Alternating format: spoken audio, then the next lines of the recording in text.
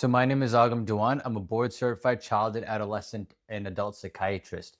And this video is important for any provider experiencing burnout. The patient's problem is not your problem. I'll repeat this again. The patient's problem is not your problem. So this idea came to me because I was doing a coaching call in our PMHNP community. And one of my students shared that she was feeling very overwhelmed and very burnt out. So she described this situation. She had this patient come in, and the patient had had a lot of substance abuse relapses, and they were going through another relapse phase. And my provider, the student in our program, was like, I keep trying to help this patient. I do so much for him, yet he just keeps relapsing. And I just don't know how much more I can handle. Like, I don't know how I think about his case all the time. I feel so bad that he relapsed. I feel like I should have done this and that for him. And so I had to say, okay, let's stop here. And then this is what I went into this concept. I remember this concept really applied for me when I was in my child and adolescent fellowship. I had this patient case who had come inpatient. This was a girl who was in the foster care system who I had worked with for a week or two. And I'm truncating the story, but then fast forward about a month later, we received notification from the police that this girl was actually found dead in the river. So because she had committed suicide, and our name was on the prescription bottle, so that's why they contacted our hospital, and specifically my name because I was the prescribing physician. And so in that case, a lot of people were asking me, like, how are you? Do you feel okay? If you ever need to talk to someone, you can do that. And I remember thinking, yeah, yeah, of course, like I'll do it. But I was fine. I didn't think too hard about it the next day. Like I'd worked with this patient for about 2 weeks, and her story was very tragic, coming from foster home, assault, and all of that. And she had already attempted before in the past too, before she got any kind of psychiatric care. So it's like, for me, I was able to rationalize it because I said that, okay, I did what I could and the outcome is out of my control. But um, it still didn't affect me emotionally. And so, because I have this principle in mind, the patient's problem is not your problem. So, if you struggle with this, one of the most important aspects you need to understand is the whole concept of the empathy scale. So, I'm going to draw this here, empathy scale. So, what does this mean? So, let's say this is at a 0. This is at 100 of how much empathy you showcase.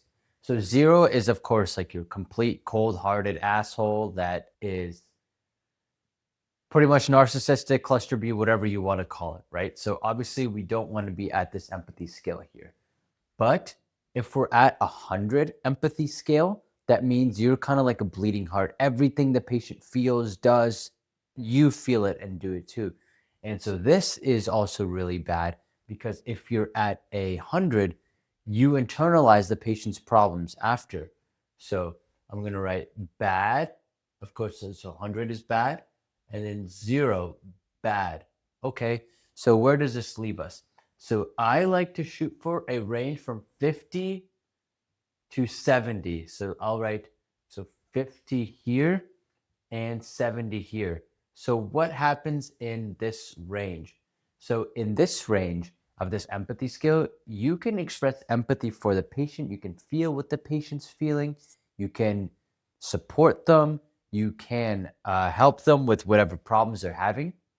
However, you don't need to invest all of your emotional energy into it. The way that I conceptualize this is I have these barriers in my mind where I compartmentalize. And so when I'm in the patient encounter, I'm fully in the patient encounter, so I'm expressing empathy to them. I'm caring about what they're thinking and I'm showing that I'm there with them emotionally. But once I leave that encounter, then it's done. Like I'm not thinking about it. I'm not considering their problem at all because I've done what I can in that encounter and that's it. So the way to do that is that you make sure to temper back your empathy. You don't want to be throwing all 100% at the patient. Obviously, you don't want zero, but you don't want to be throwing 100%. So 50 to 70, I have found, is that sweet spot. And remember, you can control the amount of empathy and attention and care that you put into it. And this does not make you a bad provider. I'll repeat that again. This does not make you a bad provider. Now, an everyday person who is listening to this won't understand this, but they'll be like, "What? You should be caring for the patient 100%. Anything that you don't do is, you're a bad provider, and you should be ashamed of yourself. You just did this for the money, blah blah blah." And that's not accurate. The reason you do this is because so that way you can keep on doing this. If you put out 100%, then you're gonna burn out, and then now you're gonna not gonna be able to help anybody. Whereas if you put out 50 to 70% of empathy that you have, then you're able to still make the patient feel heard, seen, validated. Those mirror neurons click, so you're able to identify things in the relationship. You're able to build that therapeutic rapport, so that we can help the patient best as possible. But you still hold back, so that way, when the next patient comes, and the next patient comes, and the next patient comes, and the next patient comes, you are able to service them all. And especially as the volume increases, as you start seeing more people in each day, as you start seeing more people day to day to day, this is where that skill set of really tempering your empathy really helps. So I remember when I was in residency, I was working with some med students, and one of the med students I was working with, she said she wanted to go into pediatrics. And so, I asked her, okay, like, did you think about psych? And so she goes, yeah, but the problem for me is that these kids, who a lot of them who get abused and stuff, I identify too hard with them. And, I can't get their problems out of my head. It affects me so much. So, like, this is a common thing. And, like, don't forget that this is one of the hardest parts of our job. And this is why people, in fact, don't do psych, is because they struggle with a lot of these hard and difficult cases, and they're not able to temper their empathy. So that's very important to recognize too. So how do we do this? Like, how do we do this practically, right? So I have a couple tips that really help me to do this personally. And the number one thing, though, how to implement this is to prioritize your self-care. So what does this mean? Basically, you've probably had the experience where you wake up tired, you're groggy, you're irritated, you don't feel good. And then what happens that day? You might just get frustrated really easily. You might yell at things you don't need to. You barely can focus on anything. And that's because your self-care is neglected. I remember a story that crystallized this so clearly for me was when I was in my child and adolescent fellowship. There was a night that I didn't sleep very well. And that whole day, I found myself just craving Chinese food.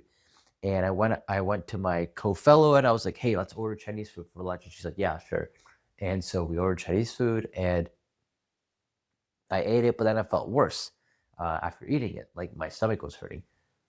And like that just realized to me, like, wait, I never craved Chinese food. Why do I want Chinese food? Oh, because I only slept 5 hours last night. Oh, that's why I give in to cravings. Oh, that's why I feel so terrible. So the more you prioritize your self-care, the better you're able to protect yourself, the stronger your walls are against the dangerous influences. So let's say if I, draw you, and here is your brain, right? And now there is tension which is coming in. The more you sleep, so increased self-care equals stronger wall. The better you're able to compartmentalize that wall right here and withstand a lot of that patient tension that's coming in. So how do you prioritize your self-care? So sleep. So I'll say sleep is the number one. So 8 to 10 hours per night. So diet, clean, low inflammatory. So diet, so obviously that. So 3, exercise. So just making sure that blood is flowing to your brain, because your brain is the organ that processes all these, right? So increase blood flow. So that 4, stoicism. So practicing that, whether that's through meditation or whatever, because the whole idea behind this whole thing, right? You maintain stoicism. So whether the patient's doing good or bad, you're able to maintain, you're able to keep your empathy in the scale here, so it doesn't go high or low, and you're able to protect yourself from the tensions and the going ons of the universe. So this is the 4th thing. So this is the foundation. Focus on self-care, that everything comes after that. And then the second thing, that the mindset that I found really helps me, is focusing on the inputs over outputs. So what does this mean? This means that you focus on the stuff that you control. So for example, in my patient case, the only thing that I could control was the actions I did in the inpatient unit, right? I provided her good treatment, and we made sure that as a team that she had good follow-up. I couldn't control what happens in her life after that. So similarly, in my PMHNP student's case, she could control the care that she gave. She can't control the patient's environment, the choices that they make when they're outside. She can't take responsibility for that. And so I asked her, like, did you feel like you gave good, adequate care for the patient? She said, yeah. So I said, okay, then, that's the only matter that you could control. Relapse is part of the process, and understanding that really helps. So focusing on the inputs, that's what you want to focus on, the stuff that you can control. What you control. Because most of the stuff is going to be outside of your control. So understanding that the inputs, making sure that your self-care is good, and recognizing this mindset, the patient's problem is not your problem. That will really help you prevent patient burnout and prevent yourself from feeling overwhelmed in all of this. So I hope that is helpful. And if you are a PMHNP and you really want to learn more in-depth psychiatry, especially from me, a board-certified child, adolescent, and adult psychiatrist, at this point, we've had over 230 members go through our PMHNP program and really get a lot of value from it in boosting their clinical confidence, their diagnosis skills, and their treatment skills.